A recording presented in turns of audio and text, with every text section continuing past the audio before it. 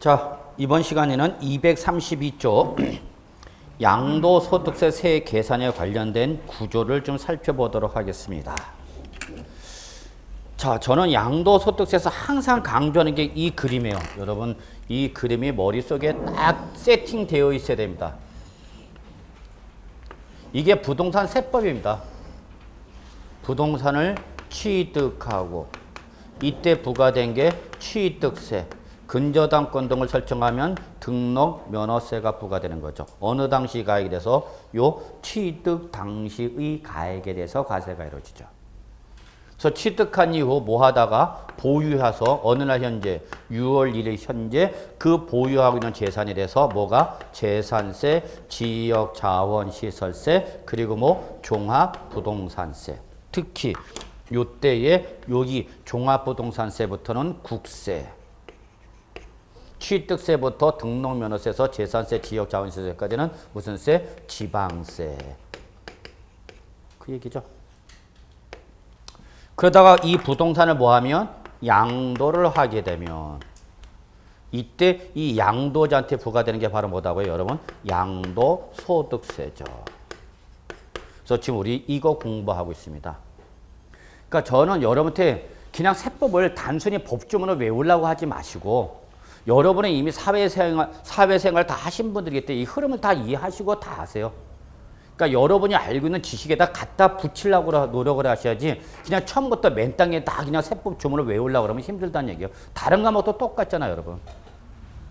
여러분 중에 이미 등기를 해보신 분도 계실 거고 아직 등기부를 한 번도 본 적이 없으신 분도 계실 테고 저는 아예 등기부에 그냥 쌓여갖고 살아본 경험도 있고요. 집단 기표하면 뭐 몇천 세대, 3천 세대, 4천 세대 막 한 번 대출 기표하면 정신 못 차리고요. 그래서 손도 엄청나게 배워보고요. 자, 지금 저는 양도소득세 요거를 설명하는 겁니다. 이때 양도자한테 부과되는 양도소득세인데 이 양도소득세는 취득세나 재산세 등의 보유세와는 달리 양도 당시 양도가의 전액을 과세를 하는 것이 아니라 요 양도 당시 양도가에서 당초 취득 당시 취득가액 등의 필요 경비를 뭐한 금액? 뺀 금액. 요걸 우리 뭐라 그러고? 양도 차익이라 하는 거고 요 양도 차익을 양도하는 과정에서 실현된 뭐로 보아서? 소득으로 보아서 때리는 세금이 바로 뭐다, 여러분? 양도소득세. 이런 걸 여러분이 또 고객한테 나가시면 이런 걸 설명할 수 있어야 돼요, 여러분 자체가. 결국은 여러분 고객을 상대하는 서비스업 종사잖아. 그럼 이런 거 설명할 수 있어야죠, 여러분이. 자, 그래서 결론은 양도 차익에 대해서 가셔야 되는 거죠. 양도소득세. 그래서 지금부터는 그러면 이 구체적으로 양도소득세 어떻게 계산할 거냐 그 얘기죠. 그럼 양도소득세를 계산할 때는 출발점이 뭐다, 여러분? 양도가액이죠. 출발점이 양도가액이다 그 얘기입니다. 얼마에 팔았는데 그 얘기죠. 5억 원에 팔았다. 이때 5억 원은 실가다, 시가다? 실지거래가액을 말한다. 그러면 이 양도가 5억을 다 과세하니? 아니, 여기서 뭘 빼라? 취득가액 등의 필요 경비를 빼라. 외울 필요가 없어요, 여러분. 다 아시는 거예요, 여러분. 근데 자꾸 외우려고만 그러니까 이제 어려워지는 거죠. 요걸 우리 뭐라 그런다고, 여러분? 이걸 뭐라 그런다? 양도 차익이라는 거죠. 그래, 너 얼마 주고 산 건데, 3억 주고 샀다고? 알았어. 실가, 시가? 실가. 재작년에도 이게 시험에 나온 적 있어요. 요 양도 차익 계산해봐라. 양도 차익 계산해봐라 놓고 자료가 두 가지가 제시가 됐죠. 기준 시가를 제시하고 실지 거래가액을 제시하고. 그래서 기준 시가는 양도가액과 취득가액을 제시하고 실지 거래가는 양도가액과 취득가액을 제시해놓고 양도 차익 계산해봐라. 그럼 여러분 뭘로 계산해야 되는가 당연히? 뭘로 계산하라고요? 실가로 계산하라고요. 이게 대원칙이야. 실가로 계산하라고. 뭐 하나도 어려운 게 없잖아요, 여러분. 근데 부동산은 대부분 자본적 자산에서 단기간 사용이다, 장기간 사용이다. 장기간 보유죠, 장기간. 그러면 보유 기간이 길어지면 길어져서 요 차익이 커진다는 얘기죠. 그러면 그 부동산이란 본래의 특성상 장기 보유하다 보니까 양도 차익이 너무 커지더란 얘기죠. 그래서 이렇게 장기 보유한 자산에 대한 양도소득세 부담을 줄여주겠다라고 도입하는 게 바로 뭐냐? 장기 보유 특별공제입니다.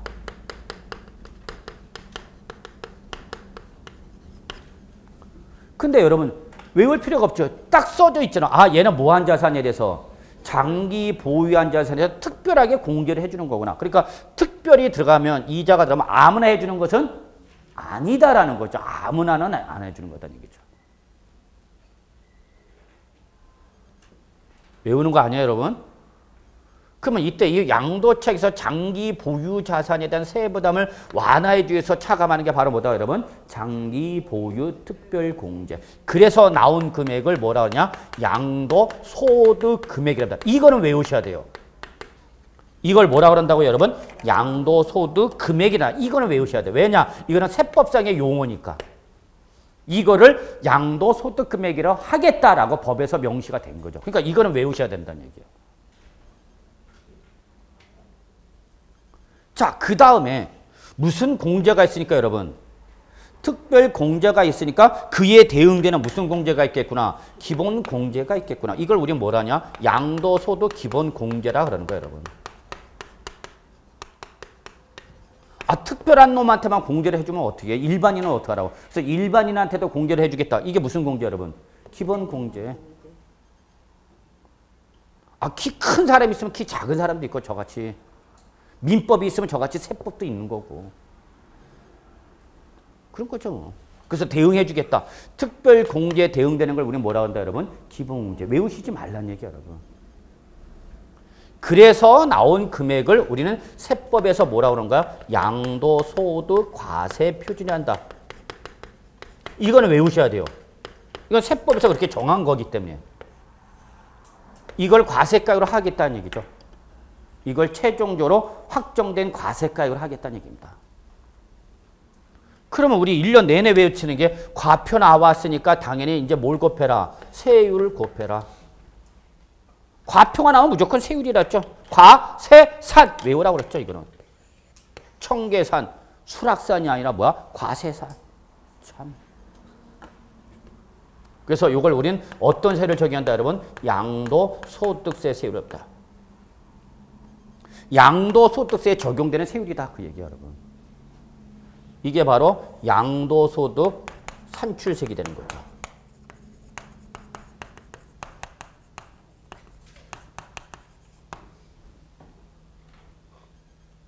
여기서 소득세법이나 조세특례제한법에 따른 세액 공제나 세액 감면을 받는다면 세액 공제나 감면을 빼라. 그래서 나온 금액을 뭘 하느냐? 더 이상 칠판이 적다. 못 내려가면 더 내려가야 됩니다. 이스키 이걸 외우라고? 너는 이것만 떠드니까 외우지만 난 이걸 어떻게 외우냐? 이거 외우셔야 돼요, 여러분. 구조를, 계산 구조를. 실제 시험에서도 요 계산 순서를 물어보는 문제도 몇 번씩 나왔어요, 초창기에는. 요 계산 순서 구하시오.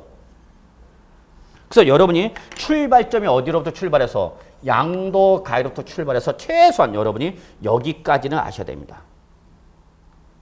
어디까지는? 산출세까지는. 근데 가만히 보면 과세산 이건 따로 외울 필요가 없네. 그리고 양도세는 뭐를 기본으로 한다, 여러분? 양도 차익을 기본으로 거죠. 그러면 여러분이 아는 건 이것만 기억하면 되는 거죠. 그죠? 항상 양도세는 양도 차익을 기본으로 하잖아. 그래서 요 계산 구조 외우셔야 됩니다. 그랬더니 어떤 분이 이렇게 말씀하세요. 아유, 그 교수님 어렵지 않은데요. 아, 그래요? 어떻게 외우셨길래요? 자, 잘 보세요. 그러더라고요. 예. 저는 이렇게 외웁니다. 그래서, 예, 어떻게 외우신대요? 양치, 양장, 양양양양양 시켜. 끝났지. 다 외우셨대요. 양치, 양장, 양양양양. 그래서 제가 물어봤죠. 첫 번째 양이 뭔데요? 그랬더니 김양. 두 번째 양은 뭐냐? 박양일걸. 그분 아직도 저 어두운 곳에서 이렇게 외치고 있습니다. 사람이 되고 싶다. 근데 이거를 인위적으로 외우시고 할 때 일단 기본 뭘 깔고 들어가죠, 여러분? 양도 차이. 이 그림을 통해서 계속 설명드리는 거 아니에요, 양도수는. 거기서 뭘 차감해라? 장기, 요것만 기억하면 되죠, 장기 보유 특별 문제. 그럼 요걸 보니까 차장. 양도 차이가 때 차액이다, 장. 그래서 나온 금액을 뭐란다, 여러분? 양도소득 금액이란다, 금액. 그래서 금자가 중요한가. 그래서 금. 그럼 특별공제 대응되는 게 뭐야? 기본공제. 그럼 이거 외우면 차장, 금기, 나머지 과세산. 끝났죠, 뭐. 어떻게 한다고요? 차장, 금기, 과세산. 요걸 이제 랩으로 해주면 돼. 차장, 금기, 과세산, 요.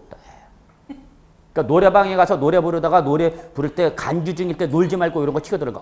차장, 금기, 과세산, 요, 딱 하면 뭐. 외워서 좋고. 노래방에서도 공부하잖아. 앞으로 여러 암기 기법을 많이 말씀드릴 텐데. 근데 이런 거 두세 번만 하면 돼. 오늘 전철 타고 가시다 여러분 버스 그 전철에서 차장, 금기, 과세산 요 딱 그러면 사람들이 쳐다보면 씩 웃어주면 돼. 아, 갔구나. 그거 12칸 차례 쫙 한 번만 돌아보세요. 12칸. 그러면 다 외워지죠. 칸칸마다 웃어주기 힘들면 뭐 하면 돼? 꼭 꼽으면 돼. 꼭 꼽고. 한 번은 그 전철에서 이런 일이 있더라고요. 종로 2가인가에 와서 어떤 여자가 젊은 여성이 나왔고 안녕하십니까 저는 누구누구입니다 그러면서 하면서 근데 자기가 사회생활 할 때 이 사람들 앞에서 얘기를 잘 못한대. 그래서 그걸 연습한다고 해갖고 그 학원에서 학생들을 전철 안에서 자기 표현을 하게 연습을 시키더라고요. 그래서 그 사람 많은 데서 안녕하십니까 저는 뭐 누구누구인데 지금 뭐 학원을 다니고 있으면서 제가 평소에 대인관계에서 사람들 앞에서 얘기를 잘 못해서 그걸 좀 연습하고 있습니다. 이해해 주시기 바랍니다. 하면서 막 사람들 앞에서 떠들다가 또 다음 칸 들어갔고 또 다음 칸 문 열고 안녕하십니까 누구누구인가 그걸 계속 하더라고요. 사람들 앞에서. 학원 선전하는 거예요. 자, 그래서 이거 어떻게 배운다고요? 차장금기 과세상. 뭐 간단하잖아. 요걸 여러분 아저씨 앞에서 저녁 드신 아저씨 앞에서 차장금기 과세산 요 딱 그래 보세요. 아저씨 숟가락 던지겠죠. 그 무식한 놈 딱 그러고 이게 뭐냐고 설명을 해줘야죠. 그러면 끝났어요, 여러분 게임. 뭐 이렇게 복잡해 보이지만 그렇게 복잡하지는 않죠. 차장금기 과세산. 자, 여기서 여러분 출전이 제일 좋아하는 부분이 있습니다. 요 계산 구조상 출전이 제일 좋아하는 법입니다. 여러분이 생각하세요. 내가 출전하면 여기서 어디를 건드릴까? 여기서 출전이 제일 좋아하는 부분이 있어요. 출전이 제일 좋아하는 용어. 어떤 것 같아요, 여러분? 여러분이 출전이 여기서 문제네. 요 계산 과정에서. 어디를 시비 걸 것 같아요? 자, 첫째. 여기를 좋아합니다. 출제. 왜 얘를 좋아하냐면 얘는 어디까지는 공제한 금액이지만 양도처에서 뭐까지 공제한 금액이지만 장기 보유 특별 공제까지를 한 후의 금액을 말하고 양도소득 기본 공제는 하기 전이란 얘기죠. 그러니까 요 중간에 딱 있죠. 무슨 공제와 특별 공제와 기본 공제의 중간에 있는 게 바로 양도소득. 그러니까 출전이 요걸 좋아한단 말이야. 다음 중 양도소득 금액을 계산할 때 고려 대상인 거와 아닌 거 구분해봐라 그 얘기예요. 양도소득 금액을 계산할 때 고려 대상인 거 아닌 거 이거 구분해봐라 그 얘기야. 그러면 양도소득 금액을 계산할 때 고려 대상은 어디까지고? 특별공제까지가 고려 대상이고 양도소득 기본공제는 고려 대상이다 아니다? 아니다. 이런 거 좋아하는 거죠. 자, 그 다음에 또 요 계산 구조를 물어보는 시험 문제가 또 나옵니다. 자, 이번에는 여러분 그걸 아시되 절대 여러분 기출문제를 보셔서 공부를 하시되 기출문제 자체를 외우려고 하시면 안 돼요. 기출문제는 절대 그대로 안 나옵니다. 절대 그대로 안 나옵니다. 왜? 공개가 돼버렸기 때문에. 그 기출문제에서 물었던 부분을 또 물어볼 수는 있지만 그 과거의 문제를 그대로는 절대 안 낸다는 얘기야. 그걸 아셔야죠. 그러니까 가끔가다 제가 답답한 게 뭐냐면 교수님 저는 기출문제 다 봐고 해설하고 다 외웠어요. 그래서 기출문제 풀면 다 풀려요. 100점 맞아요. 그런데 왜 모의고사나 보나 실전 시험만 보면 점수가 안 나오나요? 그렇게 물어보죠. 그럼 그분은 뭘 잘못한 거예요? 그냥 그 문제의 답을 외웠을 뿐이지 그 물어보는 섹터에 대한 정의가 안 된 거죠. 그걸 주의하라는 얘기입니다. 이거 나오는 거죠. 자, 또 이 계산 구조는 시험에 나옵니다. 근데 출제는 이대로 못 물어보죠. 이건 이미 노출됐으니까. 그러면서 이렇게 물어봅니다.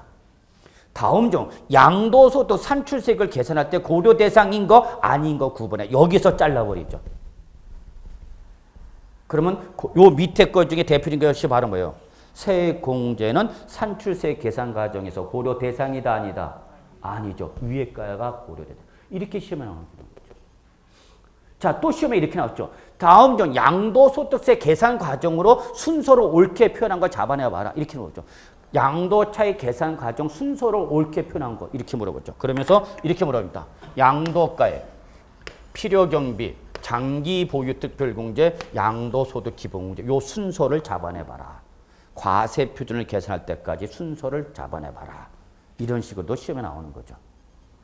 그러니까 이거는 우리 양도소득세를 계산할 때 이 계산 구조는 여러분이 반드시 숙지하고 계셔야 하는 거죠. 그래서 제가 이렇게 엉뚱하게도 차장금기 과세선이라도 정리를 해달라. 그런 거죠. 근데 여러분 여기서 양도소득세 세 계산까지 해서 실제 시험과 관계없이 제일 중요한 부분은 어떤 부분이냐? 얘가 제일 중요한 거죠. 별표 3개. 양도차익이 제일 중요한 겁니다. 왜냐하면 이 양도차익이 틀려버리면 양도차익 계산을 잘못하면 무조건 산출세액은 틀릴 수밖에 없는 거예요. 그러면 게임은 끝난 겁니다. 이 사람은 가산세 두들겨 맞거나 아니면 세금을 더 내게 되는 둘 중에 하나의 선택입니다. 그러니까 제일 중요하니까 제일 많이 시험에 나오는 거죠. 제일. 요 계산 구조에서 가장 시험에 나오는 게 양도차익이죠. 이 양도차익을 계산하는 방법에는 크게 두 가지가 있습니다, 여러분. 실지 거래가에서 양도차익을 계산하는 방법과 기준시가에서 양도차익을 계산하는 방법 두 가지가 있습니다.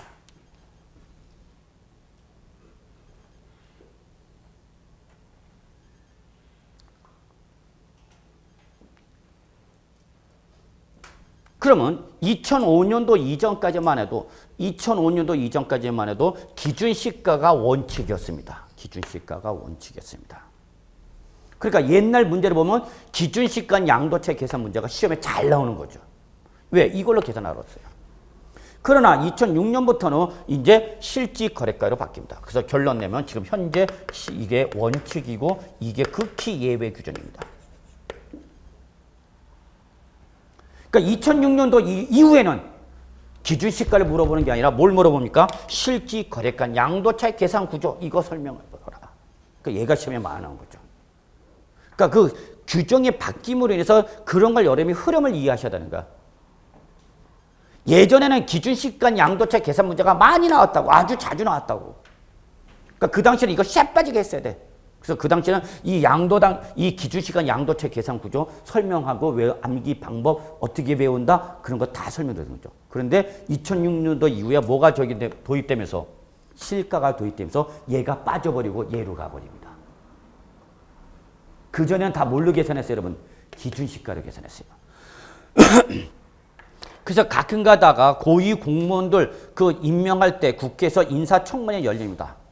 그럼 그 당시에 가끔 가다 제가 이제 우리 세무 전문가들은 다 아는 내용인데 일반인들은 잘 모르죠.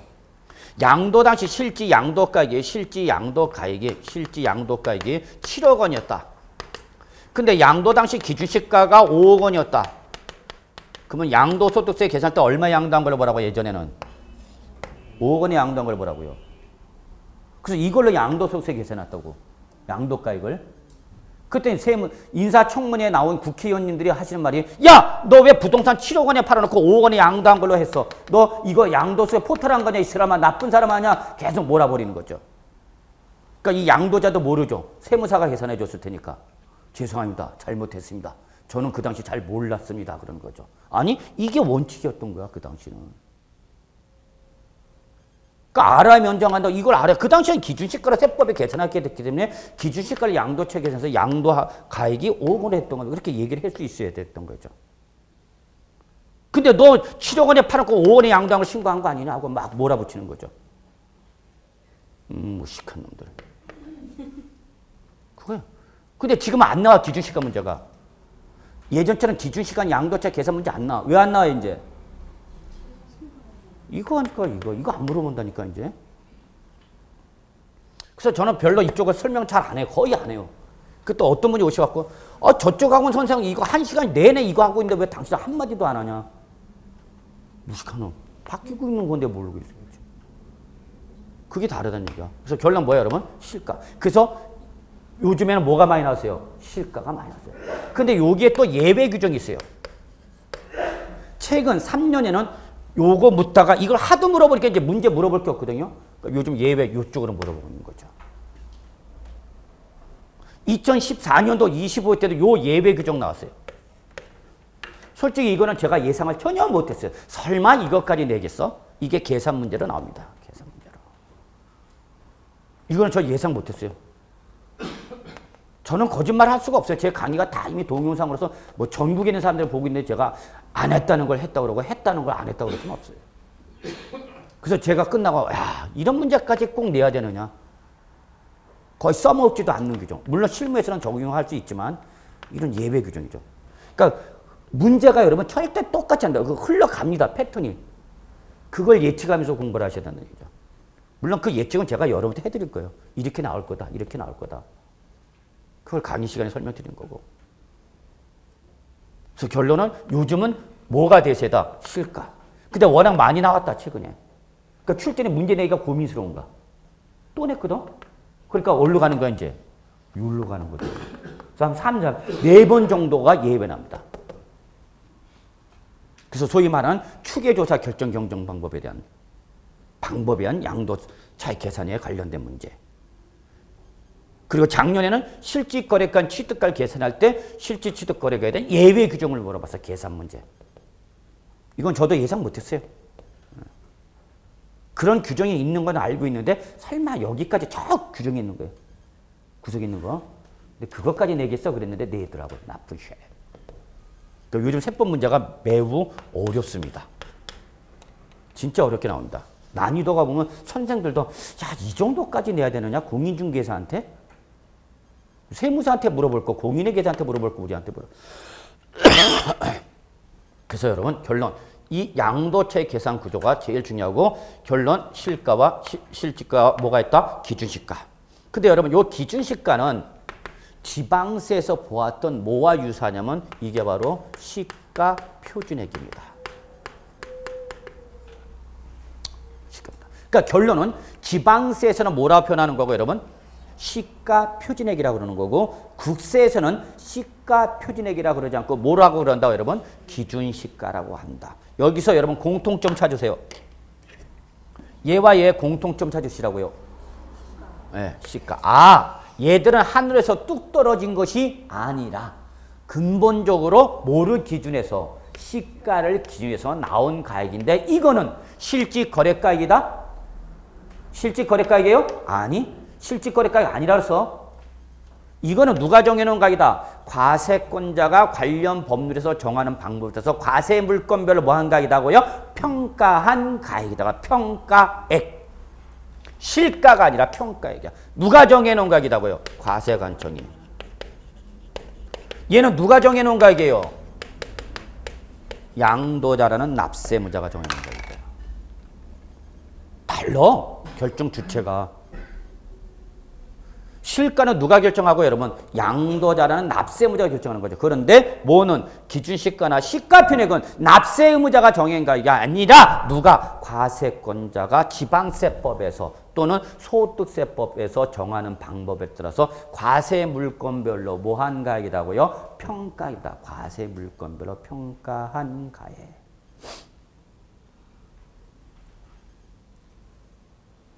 그래서 여러분 책에는 요 실질거래가 양도차익이 나와 있는 거죠. 양도차익. 이게 기본입니다. 실질거래 양도차익. 그리고 이러한 실질거래가 양도차익을 계산할 수 없는 예외 규정. 그래서 최근에는 어디서 많이 나오고 있더라? 예외 규정에서 나오고 있더라. 그러면 이제 우리는 지금부터 실질거래가액을 뭘로 계산한다면? 실질거래가로 계산한다면 자, 양도가액을 실질거래가로 한다. 그럼 뭐가 되는 거죠, 여러분? 실지 양도 가액이 되는 거죠. 자, 필요 경비를 뭘로 계산하라고요? 실가로 계산하고요. 그럼 뭐가 되는 거죠? 실제 필요 경비가 되는 거죠. 그래서 실지 양도가에서 실제 발생한 필요 경비를 뺀 금액을 이걸 우리는 뭐라고 그런다? 실지 거래가에 의한 양도 차익이라 하는 거죠. 외우는 거 아니야? 구조에다가 여러분 이해하시면서 정리해 주시오. 그러면 실지 양도가액은 여러분 다 아시죠? 뭐 이건 따로 설명할 필요 없어. 내가 부동산 등을 양도하면서 받은 뭐야? 대가, 총수익 금액이죠. 얘가 부동산 등을 양도하면서 받은 대가. 거기서 이 실지 총수익 금액이 어디서 들어간 뭐가 있다면 실지 필요 경비를 빼라 그 얘기죠. 그런데 이때 이 실제 필요 경비는 뭐 할 때도 발생하고 기본이 뭐죠, 여러분? 취득가액이죠. 그리고 뭐 할 때도 발생하죠, 여러분? 보유할 때도 발생하죠. 뭐 할 때도 발생하죠? 양도할 때도 발생하죠. 그래서 요 실지 취득가액을 발생 시점에 따라서 실지 취득가액과 자본적 지출액과 양도비로 구분해서 이러한 비용을 합한 금액이 바로 뭐가 되는 거다? 실제 필요 경비다 그 얘기입니다. 그러면 전통적으로 시험에서는 뭘 물어보느냐 여기서 출제위원은 요 계산 구조에서 제일 중요한 건 이겁니다. 얘를 중요합니다. 시험에 나오면 이거 물어보는 거야. 실제 필요 경비에 해당이 되니 안 되니. 실제 필요 경비에 해당하면 실제 양도가에서 무슨 항목이 되는 거고 차감 항목이 되는 것이고 실제 필요 경비에 해당하지 않으면 양도 차익에서 차감 항목, 양도가에서 차감 항목이 못 되는 거고. 결국 양도 차익은 뭐에 따라서 관련돼서 이 둘 중에 하나죠. 근데 이거는 지금 이루어진 거니까 고쳐 못 고쳐? 못 고치죠. 그러니까 지금 결론 건드리려면 이쪽을 건드릴 수밖에 없는 거죠. 그래서 결론 실제 필요 경비는 발생 시점에 따라서 뭐와 실지 취득가액과 자본적 지출액과 양도비를 뭐한 금액이다고요? 더한 금액이다고요.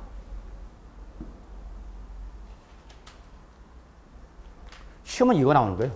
이게 기본. 전통적인 실가 양도차익 계산 문제죠. 근데 워낙 많이 나왔어. 그러니까 출제는 이걸 내려면은 문제 만들기가 힘들어. 왜? 이미 다 노출됐기 때문에. 그러니까 과거에 안 나왔던 문제 내자 하니까 이제 어디로 가는가? 자꾸 예외로 가는 거죠. 예외로. 이건 안 물어봤으니까. 자, 여러분 출제위원한테 산업인력관리공단에서 출제위원 교수를 선정하고 거기에 대해서 문제를 내주십시오 하고 선정 의뢰가 들어갑니다. 그러면 첫째, 두 가지 가지셔야 돼요. 실제 시험 문제 출제 요령. 그 다음에 이 출제원 교수님한테 산업인력관리공단 사이트에서 출제위원만 볼 수 있는 기출문제를 볼 수 있는 과거의 실제 기출문제입니다. 공개되기 전에 예전 문제는 다 추정한 겁니다. 복원한 거예요. 복원 문제입니다. 복원 문제. 이거를 볼 수 있는 비밀번호를 줍니다. 그래서 과거에 이러이러한 문제가 나왔었습니다라고 그걸 보게 하죠. 그러면 출제위원들은 그걸 보죠. 쭉 봅니다. 이런 문제가 나왔구나. 최근에 이렇게 나왔구나. 이렇게 나왔구나. 그러면 이 중에서 내가 과거에 나왔던 문제를 그대로 낼 수 있으니까 없으니까? 없으니까 새로운 문제를 만들 수밖에 없어요. 출제위원 입장에서는. 그럼 뭐를 봐야 돼? 기출문제 봐야죠. 그럼 기출에서 최근에 언급됐던 부분은 어떻게 돼? 제껴져 무조건. 그러니까 과거의 기출문제는 여러분의 공부 이 방향과 범위를 제시한다면 실전 대비는 이제 예상이 해야 되는 거죠. 이거 제시돼요. 출전위한테 제시가 되는 가장 중요한 문제. 뭐 어떻게 해달라? 이의 제기할 수 없게끔 답을 분명히 명명백백하게 누가 이의 제기를 못할 수 있는 명확관하게 답을 결론내 주세요. 이게 제일 중요한 거죠. 이게 자꾸 들어가니까. 이게 좋아요, 여러분. 그러면 결국 본다는 얘기야. 과거에 나왔던. 그러니까 과거 문제는 여러분이 반드시 보시되 그거는 공부의 방향과 범위를 제시하는 거에 불과한 것이지 그게 그대로 시험에는 절대 안 나온다는 얘기입니다. 저는 그거 얘기 싶은 거예요. 자, 그러면 이때 기본적으로 여러분이 실지 거래한 양도책 계산할 때는 여러분은 초점을 어디다 맞췄어야 된다. 실제 필요 경비의 범위에다 초점을 맞춰야 되는 거예요. 이게 기본 문제야. 여기서 내면은 시험이 쉬워지는 거고 여기서 벗어나면은 이제 예외로 가면 어려워지는 거고 그 얘기죠 뭐. 자, 그러면 이거 잡시다. 근데 여러분 외우지 마시고요. 아, 얘는 뭐 하는 단계에서 발생한 비용이구나. 취득하는 단계에서 발생한 비용이구나. 어렵지 않잖아. 얘는 뭐 하는 단계에서 발생한 비용이구나. 양도. 그러면 얘는 뭐야 중간에.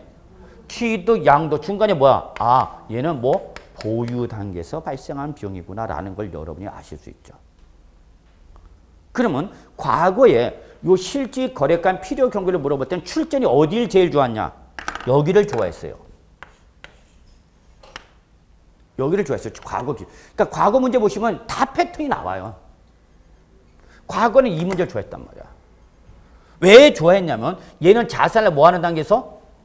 보유하는 단계에서 발생한 비용이고 이 보유하는 단계에서 발생하는 비용은 자본적 지출액과 대응되는 게 바로 뭐냐? 수익적 지출액이에요, 여러분.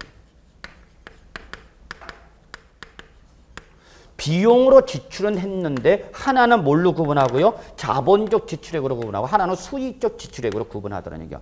그러니까 이때 자본적 지출액은 필요 경비로 해서 공제를 받을 수 있지만 뭐는 수익적 지출액은 필요 경비로 공제받을 수 있다 없다? 없다. 그러니까 출전 이런 걸 좋아하는 거였죠. 근데 이미 몇 번씩 나왔어. 그러니까 출전 이거 내인지 내 못 내? 못 내죠. 그래서 나오는 게 어디서 물어보는가? 여기서 물어보죠. 이게 변하는 거야. 문제 출제하는 변하는 패턴이야 이게. 패턴이죠. 그러니까 과거에 나왔던 문제 이것만 열심히 외우면 이 사람은 틀리는 거죠. 왜? 출전 이거 안 내거든요. 답으로 안 하거든요. 어디서 유가거든요? 여기서. 그러니까 난이도를 올리려면 여기서 물어볼 것이고 난이도를 평이하게 주려면 여기서 물어보는 거죠. 둘 중에 하나입니다. 그래서 여러분 거기 보시면은 실제 거래 양도체 보시면 보세요. 비용이 뭐와 실제 취득가의 자본적 지출의 양도비 이렇게 세 가지로 구분했죠. 여기에 해당하면 실제 필요금으로 공제받을 수 있는 거고 없는 거고 있는 거고 여기에 해당하지 않으면 필요금으로 공제받을 수 없는데 그중에서 가장 평이한 난이도 쉽게 물어볼 수 있는 게 뭐였다는 얘기야? 수익적 지출액이었다는 얘기죠. 적어놓으세요. 수익적 지출액은 필요경비다 아니다? 아니다. 뭐지만 자본적 지출액이죠. 이때 자본적 지출액이 뭐냐? 거기 여러분 자본적 지출액 1번. 각각의 1번이 정의입니다. 자본적 지출액이 뭐예요? 이렇게 물어보면 여러분 거기 써졌죠. 당해자산의 자 밑줄 들어갑니다. 내용연수 연장. 밑줄. 반드시 밑줄 쳐야 됩니다. 또는 가치의 증가. 이러한 효과가 나타난 비용을 우리는 뭐라고 한다? 자본적 지출액이라고 합니다. 최근에도 이 문제가 나왔었어요, 여러분. 이 자본적 지출액에 해당한다라는 걸 여러분한테 언급하기 위해서 이렇게 제시가 됩니다. 나중에 우리 실제 기출문제도 풀어보겠지만 가치 증가를 수반함. 다 이렇게 제시하죠. 가치의 증가를 수반함. 그러면 출제는 여러분부터 뭐라고 메시지 전달한가? 출제인이 문제 지문, 그 보기 지문에 이러한 비용에서 가치가 증가됨. 이렇게 단서를 제시가 됐다고. 그러면 이 비용의 지출에서 가치가 증가됐다는 건 여러분한테 뭘 얘기한 거야? 자본적 지출액이다라는 거를 제시하는 거죠. 근데 그걸 직접적으로 자본적 지출액이라 표현하자고 네가 자본적 지출액이 뭔지를 알아? 하고 해서 그 의의를 물어본 거죠. 그래서 자본적 지출액은 반드시 자본적 지출액에서는 둘 중에 하나야 된다. 내용연수가 연장되거나 그 자산의 가치가 어떻게 된다고요? 증가. 이게 자본적 지출액으로 계산하기엔 대전제 조건입니다.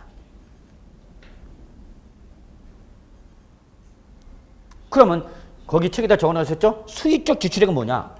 적어놓으세요.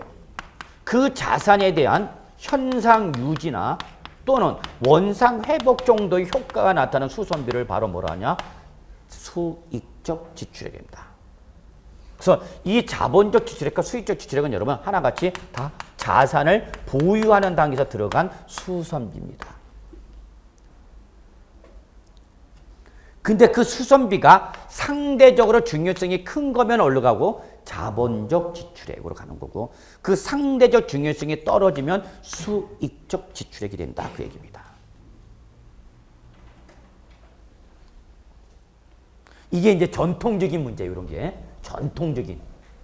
평이한 난이도에서 출제될 수 있는 범위. 요즘 이런 문제 잘 안 나오죠. 옛날 문제죠. 그러니까 솔직히 말해갖고 제가 2010년도 이전까지만 해도요. 제가 여러분한테 뭘 부탁했냐? 20문제 다 맞히지 마세요 그랬어요. 20문제 다 맞히지 말라고 그랬다고. 한 2개 정도는 좀 틀려주세요 그랬어요. 왜? 여러분이 다 맞히면 출제하는 문제를 난이도 올릴 수밖에 없습니다. 후배들을 위해서라도 후학하는 분들을 위해서라도 만점은 맞지 마세요 그랬어. 근데 지금 뭐라 그래? 10개라도 좀 맞아주세요 그럽니다. 옛날 문제 보면 여러분 나중에 공부를 하시면 알겠지만 옛날 문제 보면 어머 야 이렇게 나오면 내가 다 맞추겠다 그렇게 느껴. 근데 최근 문제 보면은 이게 어디 있는가 책에서 찾지 못해. 책에서 못 찾아. 저 구석에 있는 거 내니까. 2014년도 15회 토지 구분 문제 반드시 시험에 나옵니다. 그 열심히 했어. 이 정도 범위를 벗어나면 그때는 우리는 어쩔 수 없습니다. 그래서 요 정도까지는 해주십시오 했어요. 근데 올해 나왔는데 그 우리가 한 범위를 오버해서 나옵니다. 나중에 우리 실제 책을 보면 알겠지만 어디 있는 규정을 나왔는지 제가 다 끄집어 드릴 거예요. 그럼 여러분 곡소리 냅니다. 아니 이 정도까지 해야 된단 말이야. 그러면서 여러분은 그래도 민계공만 공부합니다. 세법은 거의 안 합니다. 그리고 하는 소리가 뭐냐? 나올 것만 찍어주세요. 스키야. 그거 찍을 능력 있으면 내가 미아래 가서 돗자리 깔고 앉았지. 그죠? 한 문제당 10만 점. 나온다 안 나온다 나온다 10만 원 복제받고 나온다 안 나온다 복제받고. 그게 더 낫지. 솔직히 몰라요 저도. 100% 어떻게 알아. 다만 요 정도까지는 나올 것이다. 여러분하고 저 같이 합의 보면서 공부하는 거죠 뭐. 그럼 현상 유지 또는 원상 예보. 요건 뭐야 여러분? 수익적 주제. 자 근데 출제 봐요 여러분. 제가 옛날 문제 다 분석해 드릴 거야. 요건 몇 번 내니까 이제 출제는 요걸 못 내. 그러니까 이제 요걸 수익적 지출액이라 뭐라 하지 않고 시험에 이렇게 냈죠. 그 자산의 현상 유지 또는 원상 회복과 관련된 수선비 요렇게 또 내네 시험에. 그럼 출제는 여러분한테 요걸 뭘 물어본가? 현상 유지 또는 원상 회복과 관련된 수선비니까 뭐고? 수익적 지출액이고 수익적 지출액이니까 필요 경비로 공제받을 수 없다 그러는 거죠. 이렇게 나오는 거죠. 근데 이제 이것도 몇 번 나왔단 말이야. 그러니까 이거 내 못 내. 못 내니까 이제 어디 건드리니까 이쪽 건드리는 겁니다. 이쪽. 그래서 요즘도 만약에 올해 여러분 시험 볼 때 여기서 시험에 나온다면 출제는 반드시 여기서 답을 요구할 겁니다. 제가 여기서 답을 요구할 것이라고 말씀드려서 제가 기출문제 변화는 패턴을 분석해서 이번에는 어디를 찔릴 수밖에 없다라는 거죠. 그 얘기하는 거야. 그래서 여러분 결론. 이 중에서 제일 중요한 건 어디라는 얘기야 지금. 시험 여기죠. 실제 취득가이죠. 근데 이때 취득의 유형에 따라서 달라져요. 취득의 유형. 자, 가장 일반적인 취득이 매입 등으로 인한 유상취득이죠. 이게 공인중개사 개입하는 바로 거기 나와 있죠. 우리 타인으로부터 매입한 경우죠. 밑줄 타인으로부터 매입. 이게 가장 일반적인 취득가액이죠. 그 다음에 그 밑에 뭐가 있죠, 여러분? 자가건설, 신축이죠. 건물을 뭐 했을 때? 신축했을 때. 요거죠. 그 다음에 그 밑에 또 하나 있죠. 그 밖에 취득. 그래서 거기 보시면은 취득가액이 불분명한 경우 또는 무슨 취득? 무상 취득했을 때 실제 취득가액의 범위를 어떻게 결정할 거냐 그 얘기죠. 그래서 이 셋 중에 하나를 골라라 그 얘기입니다. 이 셋 중에 하나를 고르시오.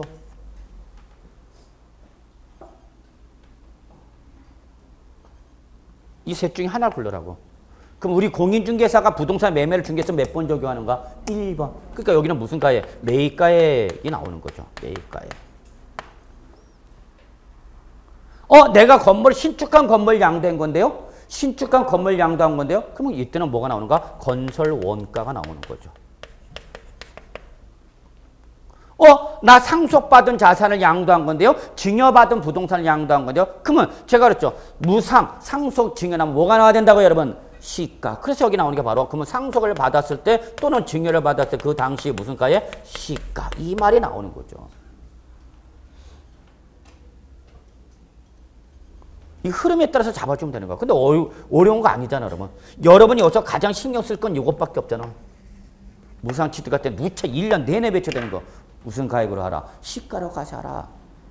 상속을 받았을 때, 증여를 받았을 때 그 당시의 뭘로 하라? 시가. 이게 바로 상속세, 증여세, 과세가액이니까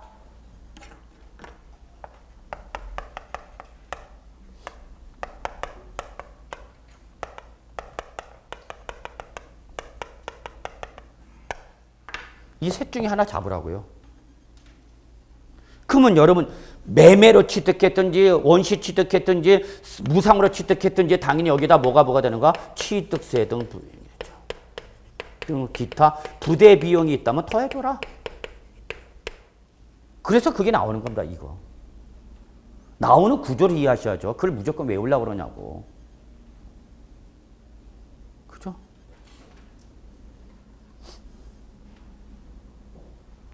예, 여기 건설원가 없는데, 아니, 이 건설원가를 그 원가 요소별로 구분한 거죠. 재료비, 노무비, 경비 구분한 겁니다. 그러니까 그걸 외울 필요는 없어. 건설원가이구나. 이 셋 중에 하나 골라놓고 매매를 취득해도 취득세 낼 것이고 건물 신축해도 취득세 낼 것이고 그죠? 상속 증여받아 뭐 냈을 테니까 취득세 낼 것이죠. 그러니까 거기다 기본적으로 취득세 등 있다면 기타 부대비용 더해줘라. 아무것도 아니야. 이 과정을 설명을 해놓고 여러분한테 외우라고 해야지 이 과정이 나오는 도출 과정을 설명해놓고 여러분한테 외우세요 그러니까 여러분 이제 무조건 외우면서 세법은 싫어 그러는 거죠. 선생도 모르는데 뭐. 어떻게 나온 건지. 이거 여러분. 그 다음에 실질 취득가액에 중요한 것이 바로 이제 우리 거기 보시면은 2번이 아주 중요하죠. 2번.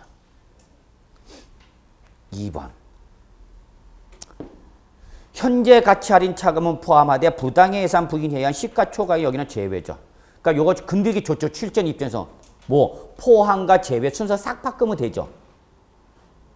그러니까 문제 만드는 요령을 여러분 아시다는 얘기야. 기본적으로 나올 때 이런 걸 현재 가치 할인 차감 포함, 현재 그다음에 부당 예산 부인에 의한 시가초과액은 뭐하다? 제외, 포함 제외 살짝 바꾼다니까 출전 순서. 그런데 여러분 외우지 마시고 일단 단서 보세요. 뭐 부당해. 우리 세법에서 아주 중요한 거죠. 양도소득세에서 부당예산 부인 규정. 최근에 시험에 아주 잘 나오는 거죠. 2014년도 강의할 때도 이거 입에 거품 물면서 설명드렸죠. 부당예산 부인 규정. 우리 수험생이 가장 어려워하는 부분이죠. 어떤 분은 과감하게 웃으면서 포기합니다. 에이씨, 들어도 모르겠네. 그러면 차라리 웃으면서 포기하자. 으하하. 그러면서 버립니다. 근데 시험에는 나옵니다. 우린 나올 걸 뻔히 알고 있는데도 모르겠다. 그건 선생 잘못이죠. 제 잘못이죠. 여러분한테 이해를 못하게끔 설명한 거니까. 제 잘못이죠. 근데 여러분 여기 보세요. 딱 눈치 빠르신 분은 딱 여기 기분 나쁜 말이 있어 없어? 있잖아. 여기 무슨 말? 부당. 그러면 세법은 부당한 놈이니까 인정해 주겠다 안 해주겠다? 안 해주겠다는 얘기죠. 그러니까 필요경비를 인정을 해주겠다 안 해주겠다? 안 해주는 거죠. 여러분 여기서 잠깐만 생각합시다. 필요경비는 과세관청은 높은 걸 선호한다 낮은 걸 선호한다? 그죠? 과세관청은 가급적 이걸 선호하죠. 필요경비로 인정해 주겠다 안 해주겠다? 안 해주겠죠. 왜? 이게 작아야 과세되는 가액이 어떻게 하니까? 크죠. 그럼 거꾸로 양도자는 이걸 어떻게 돼? 높여야 되죠. 그래서 양도차가 어떻게 되니까? 줄여야 되는 거죠. 이해하시나요? 그러니까 이런 흐름을 이해하시라고. 이런 흐름을 이해하시면서 세법을 보란 얘기야.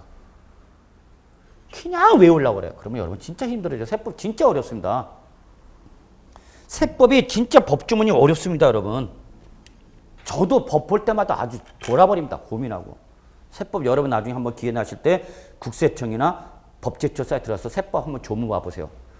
완전히 암호입니다. 암호. 진짜 어렵습니다. 뭐 민법, 공법 해보지 마라 그래. 어려워요. 여러분이 한번 서점에 나가셔갖고 세법 관련 서적 한번 보세요. 진짜 무식합니다. 진짜 무식합니다. 세법 책들이. 종합소득세 하나만 양장판 제일 큰 책에 두께는 이렇게 됩니다. 이 정도 됩니다. 종합소득세 하나만. 양도소득세만 이 정도 크기입니다. 두께가 실제 두께가. 무식합니다. 그러나 우리는 거기까지 갈 필요 없잖아. 제가 하라는 데까지만 잡으세요. 일단 여러분 눈치 빠르면 부당예산 부인 규정은 나쁜 놈. 나중에 설명드리겠지만 그러니까 필요기물에 인정을 해주겠다 안 해주겠다? 안 해주겠다. 그러면 현재 가치 할인 차감만 알면 되죠. 자, 현재 가치 할인 차감 여러분 학교에서 이미 배우셨어요. 시간의 가치 배우셨나요? 미래에 발생하는 현금의 흐름을 일정 현재 시점에서 시장 이자율로 할인하여 평가한 가격을 뭐라 하는 거고? 현재 가치. 이걸 우리는 학교에서 뭐라고 그러고? 현가라고 하는 거고. 미래에 발생하는 현금 흐름을 현재 시장 이자율로 복리로 계산하는 걸 우리는 뭐라고 그러는 거고? 미래 가치. 이걸 학교에서 뭐라고 하는 거고? 내가. 그죠? 까불고 있어. 그게 학교에서 나온 학문이에요? 아니, 우리 경영학 재무관리에서 나온 용어야. 재무관리인데 그 재무관리에서 나오는 미래가치, 현재가치를 그대로 학계론이라는 데에서 쓰면은 미안하니까 요걸 뭘로 바꾼가? 현가, 내가 그렇게 바꾼가? 이해하시겠어요? 아니 여러분 현재가치, 미래가치 이걸 학계론에서 부동산 학이라는 고유 학문상의 용어로 표현하기 위해서 재무관리 전통적인 용어를 그대로 사용하고 못하고 요거를 현가, 내가 그런 거죠. 대출금이라는 표현을 사용하기 싫으니까 뭐라고 하는가? 저당상수, 저당, 모기지 그러는 거죠. 그러니까 우리 부동산학계에서 이런 말이 나오죠. 부동산학은 뭐다? 종합학문이다. 들으셨나요? 부동산 학이라는 정의를 내릴 때 그러죠. 종합학문이다. 한마디로 말해서 짬뽕이다. 고유 학문이다. 고유 학문이다 아니다. 아니다는 얘기야. 그러면 여러분 제가 지금 말씀드리고 싶은 건 이것만 말씀드리면 돼요. 여기서 기본 개념에서. 현재 가치가 뭔지 봅시다. 현재 시점과 1기 말 2기 말, 3기 말 이때 발생하는 현금 흐름을 캐시플로우를 현재 시점에서의 여기 보이나? 밑으로 내려왔나? 자, 요거 기본 개념 설명드립니다.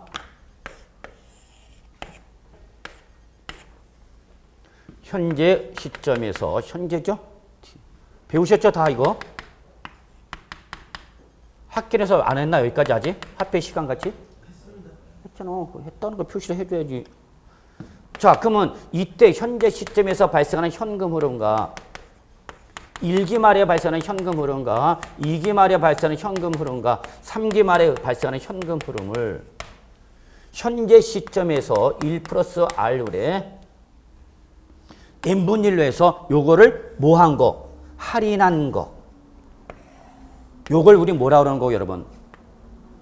요걸 뭐라 그런다? 현재 가치, 현가 그러는 거고. 요 단순히 미래에 발생하는 흐름을 단순히 더한 걸 뭐라 그러는 거고? 명목 가치, 명목 가액 그러는 거죠.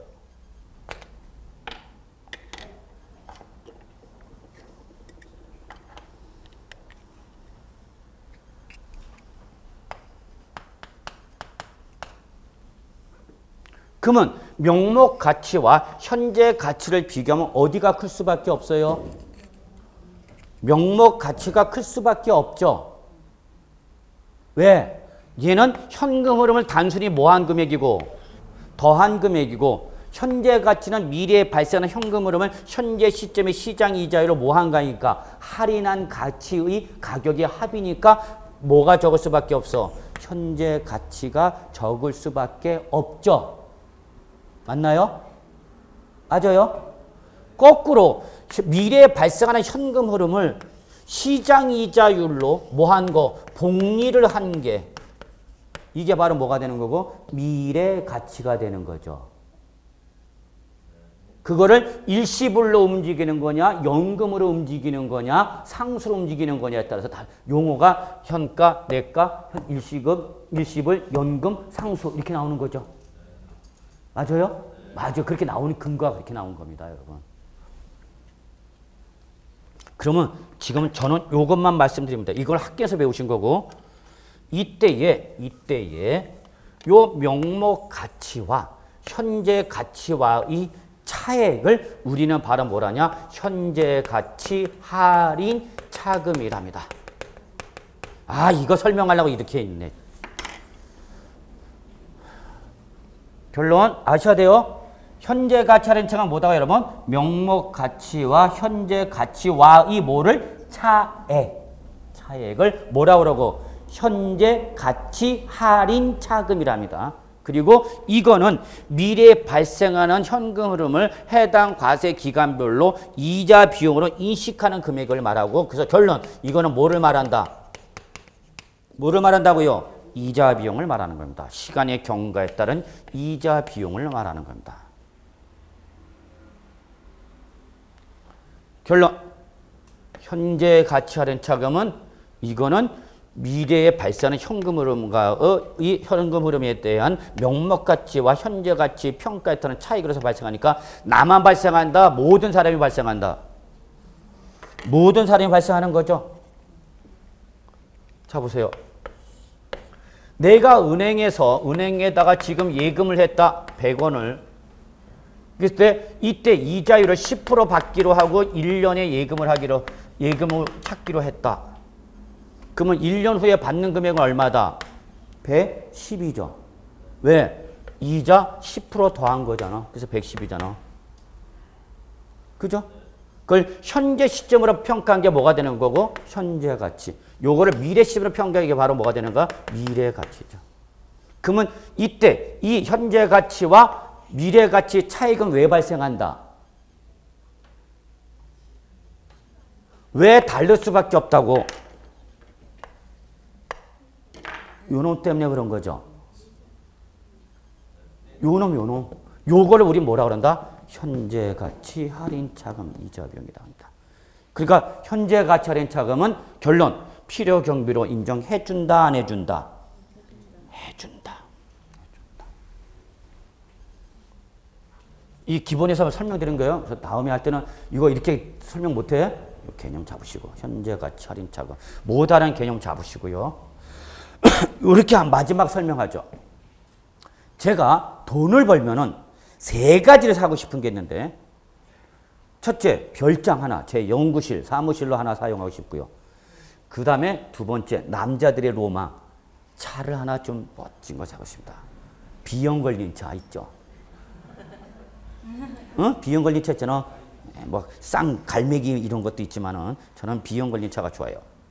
자, 그래서 서초동 영업소 가서 비형 걸린 차 영업소 가서 아저씨 이거 비형 걸린 차 현금으로 얼마예요? 그러니까 얼마예요? 그랬더니 이분이 이렇게 한다.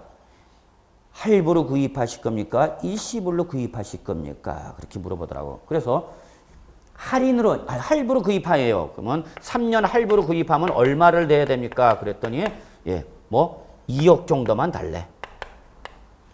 그럼 내가 이거 현금 박치기 합시다. 일시불로 계산합시다. 3년 할부 상하지 않고 일시불로 내가 계산합니다. 그럼 얼마를 드리면 됩니까? 그랬더니 얼마를 달래냐? 1억 5천만 원을 달래요. 가치가 같아야 달래요. 다를 수밖에 없죠. 왜 다를 수밖에 없어요? 여기는 시간이 개입되니까. 시간이 개입되니까 그 개입된 시간에 대한 뭐가 발생하고? 이자가 발생하는 거죠. 이자가. 이해하시나요? 그러면 아니 아저씨 이 사람 나를 데리고 장난치나. 3년 구입하면 얼마라고 그러고 2억. 일시불로 구입하면 얼마 돼? 1억 5천만 원. 얼마 차이 발생해요? 5천만 원. 왜 그런 거예요 여러분? 3년간 할부 기간에 따른 이자가 붙어서 얼마가 되는 거고 2억. 이걸 일시불로 끝나면은 이자가 발생하지 않으니까 그만큼 일시불은 줄어드는 거죠. 요때 요 할부 가액과 일시불의 차이. 우리가 이거 뭐라 한다 여러분? 현재 가치 할인 차금. 결론 5천만 원 뭐예요 여러분? 이자죠. 이자. 할부 기간에 대한 이자죠. 이거는 나만 발생하는 거예요? 다 이렇게 구입하는 사람마다 다 발생하는 거예요? 다 발생하죠. 그러니까 이때 발생한 현재 가치 할인 차금은 비용으로 인정해 준다. 그입니다. 근데 이거는 사실 회계 처리 때문에 나오는 거예요. 회계 처리 때문에. 그래서 여러분 거기 2번이 일단 출전이 가장 건드리기 좋은 기본입니다. 이거 말고도 범위는 더 넓은데 여러분이 이렇게 좀 잡으시고요. 자, 그 다음에 여러분 자본적 지출액으로 넘어가시면 1번이 제일 중요하다고 그랬죠. 그 다음에 자본적 지출액에서 1번 다음에 중요한 게 3번입니다. 자본적 지출액이 나오면 3번은 반드시 나올 수밖에 없습니다. 당해자산의 밑줄, 용도, 변경, 개량, 이용, 편의 이 세 가지를 꼭 잡으셔야 됩니다. 자본적 지출 문제가 나왔는데 이게 빠진 적은 한 번도 없습니다. 왜? 얘가 자본적 지출액의 대표니까. 기억해 두셔야 돼요. 용도, 변경, 개량, 이용, 편의. 용도 변경이란 말이 나오거나 개량이나 이용 편이란 말이 나오면 여러분은 자본적 지출액으로 잡으셔야 된답니다. 그래서 이걸 외우셔야 돼요. 그래서 용도 변경할 때 용자 동그라미, 개량할 때 개자 동그라미, 이용 편의할 때 이자 동그라미 쳐놓고 보니까 뭐야? 오, 용계리. 뭐야 여러분? 용계리. 그럼 게임 끝나. 난 세법이 어렵다는 사람도 세법만큼 재미있는 법 과목이 어딨어 이 세상에. 그 원래 용갈인데 혀가 짧아서 용계리가 된 거야. 제 군대 고참 중에서 좀 약간 혀가 좀 짧아갖고 그런 사람이 있었어요. 무릎 꿇어! 그래야 되는데 혀가 짧으니까 무릎 꿇어! 그래갖고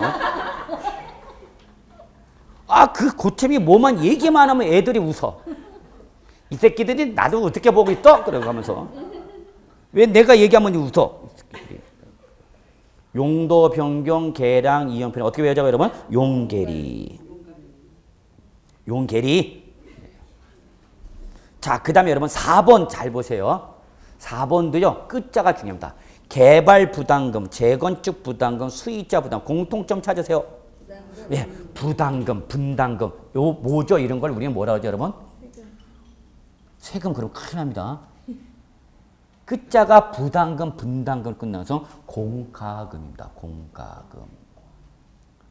얘도 관련 법률에서 강제적 징수금액입니다. 강제적 징수금. 뭐하고 똑같아요? 세금하고 똑같아요. 다만 세금하고 다른 점은 세금은 국가나 지방자치단체가 부가징수하는 거고요. 공과금은 공공단체가 부과합니다. 그래서 끝자가 뭐가 붙으면 부담금, 분담금.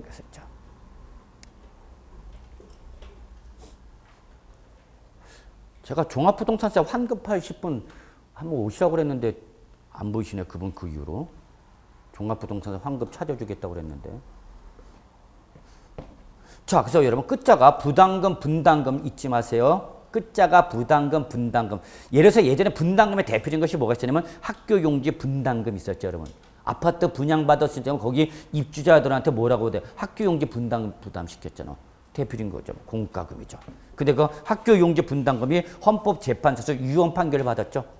2007년도일까 아마 그럴 겁니다. 2006년도일 거예요, 아마.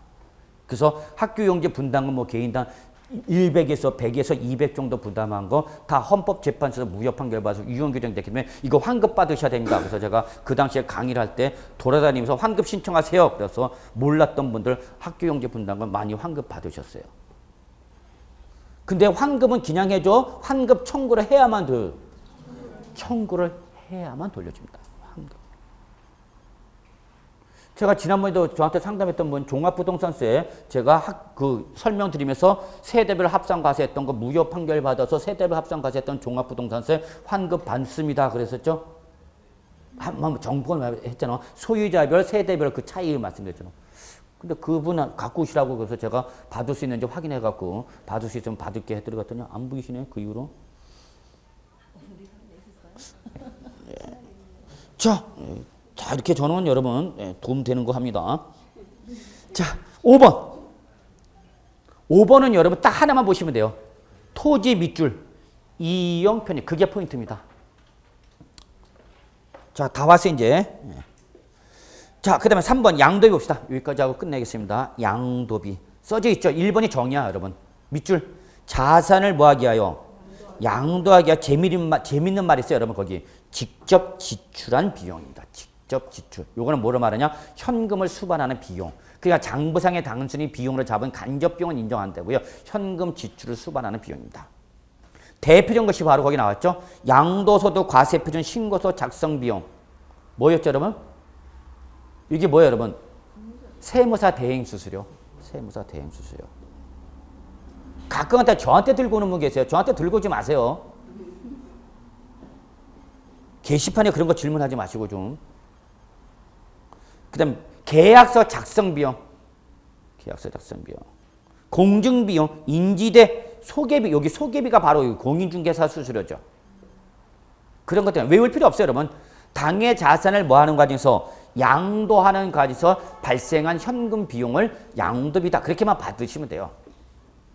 근데 실무 나가면 2번이 중요합니다. 실무 나가시면.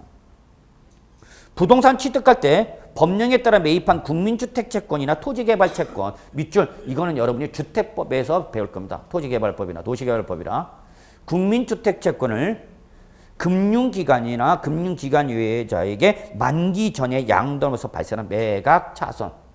이거는 나중에 한번 설명드리겠습니다. 왜 이런 게 발생하는 건지. 국민주택채권이나 토지개발채권을 금융기관 또는 금융기관 외의자, 밑줄 금융기관 외의자 적으세요. 실무에서 나오는 게 바로 뭐죠 여러분? 법무사. 법무사 등은 안 됩니다. 그래서 은행이나 증권회사 가서 판 거는 물론이지만 법무사한테 만기 전 중도 매각하게 되면은 그때 발생한 매각 차손을 인정해 주겠다 그 얘기입니다. 여러분이 주택법 아직 안 들어가셨죠? 국민주택채권 안 배우셨죠? 국민주택채권 제1종 채권, 제2종 채권이고 국가 발행한 채권이기 때문에 중도 상한을 인정하지 않고 반드시 만기 상한만 인정됩니다. 이때 제1종 채권은 3년 채권, 5년 채권, 10년 채권, 15년 채권, 20년 채권이 있습니다.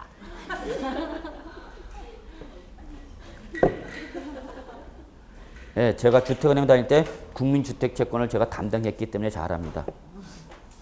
그래서 이때 여러분이 부동산을 매입하면은 반드시 여러분은 주택법 등에 따라서 국민주택채권을 약정 금액을 구입하셔야 됩니다.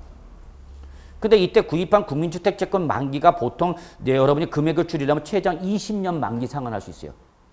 근데 문제는 얘가 국채이기 때문에 아까 우리 여기 현재 가치 내가 지금 채권을 얼마치 매입했냐? 1,000만 원치 매입했습니다. 여기까지 하고 마무리할게요. 그리고 내가 이거를 몇 년 상환으로 하면 20년 만기 상환하는 거죠. 20년 만기 상환해갖고 20년 후에 원금을 찾는 채권을 사는 거죠. 사고 싶어서 사는 거야? 강제적으로 사는 거야? 강제적으로 삽니다. 주택법에 따라서. 그러면은 내가 20년 후에 받게 되는 1,000만 원을 현재 시점에 이자율로 뭐하면? 할인하면 당연히 명목가치는 명목가치 1,000만 원보다 현재 가치는 줄어들어 안 줄어들어? 줄어들어야죠. 예를 들어서 900만 원이다 봅시다. 900만 원. 다른 말로 말하면 20년 후에 받는 1,000만 원 현재 시점의 시장 이자율 R로 할인했을 때 현재 시점에서 가치는 얼마라는 얘기야? 900이라는 얘기죠. 그러면 얼마 차이 발생해요? 100만 원. 이때에 이 1,000만 원이라는 명목 가치와 현재 가치의 차에 얼마? 100만 원. 이걸 뭐라 그런다고 아까? 현재 가치 할인 차금이죠. 그러면 여러분은 20년 후에 받게 되는 1,000만 원을 지금 사게 되면 여러분은 얼마 주고 사야 된다는 얘기야? 900만 원을 주고 사셔야 됩니다. 그러면 지금 다른 말로 말하면 지금 얼마 주고 산 거를 900만 원을 주고 매입한 국민주택채권을 몇 년 보유해서 20년 후에서 만기 시점에서 얼마 받는다는 얘기야? 1,000만 원을 받는다는 얘기죠. 그럼 내가 얼마 주고 사서 900 주고 사서 1,000만 원 받으니까 얼마? 100만 원. 요 100만 원이 뭐냐고? 채권 보유 기간에 따른 뭐라는 얘기야? 이자 비용이다 그 얘기죠. 그럼 여러분은 얼마 주고 사야 되는데? 900만 원을 주고 산다. 그런데 주택법에 따르면 여러분은 국민주택채권을 살 때 900만 원을 주고 사는 것이 아니라 액면가에 1,000만 원 주고 다 삽니다. 그래서 국가가 강제적으로 여러분한테 900만 원에 팔을 거 얼마에 액면가에 1,000만 원에 다 팔게 만듭니다. 그러니까 여러분은 실제 더 주고 사는 거죠. 우리가 현재 가치 할인 배웠으니까. 그럼 내가 지금 얼마 주고 사면은 1,000만 원을 주고 사면은 나중에 20년 만기가 됐을 때 얼마 받는다는 얘기야? 1,000만 원 받는다는 얘기야. 그럼 나는 이자 비용이 없어진 거죠. 근데 내가 사고 싶어서 하는가? 아니, 법에 따라서 강제적으로 매겨요. 그럼 나는 이 채권을 사는 순간 나는 손실 보는 거죠. 100만 원 손실 보잖아. 그럼 내가 이 채권을 20년 갖고 있어도 얼마 받아? 1,000만 원. 물론 표시 이자율에는 액면 이자는 받겠지만 현가 이한 이자는 못 받는다는 얘기야, 여러분. 그러니까 내가 이 채권을 사자마자 20년을 갖고 있어야 할 이유는 없다는 얘기죠. 이해하시나요? 그러면 여러분 이 채권을 어떻게 돼? 사자마자 팔아야죠. 근데 국채이기 때문에 국민주택자는 전형적인 국가가 발행하는 채권입니다. 국채입니다. 그렇기 때문에 국가에다가 상한 청구하면 국가는 상환해주지 않습니다. 기다려. 몇 년까지? 20년까지 기다려. 안 돌려. 안 사준다는 얘기야. 그러면 여러분이 이 채권을 들고 어디 가는 거냐? 은행이나 증권회사 등 투자자한테 가는 거죠. 야, 네가 그럼 국가를 대신해서 니네 채권을 좀 사줘라. 그래서 은행에 가서 팔죠. 증권회사 가서 팔죠. 법무사한테 가서 팔죠. 그러면 여러분은 받을 때 얼마 사서? 1,000만 원 주고 사서 여러분한테 사는 투자자는 얼마 줘? 900만 원만 줍니다. 900만 원만. 그러면 이 투자자는 여러분한테 채권을 얼마 주고 사서? 900만 원을 주고 사서 몇 년 보에서? 20년 보에서 얼마 받아먹겠다는 얘기야? 1,000만 원 받아먹겠다는 얘기야. 이게 바로 투자자들이죠. 은행, 증권회사, 법무사죠. 예전에는 여러분 우리 법무사 그러지 않고 뭐라고 했죠, 여러분? 사법소사 그랬습니다. 아마 아실 겁니다. 사법소사.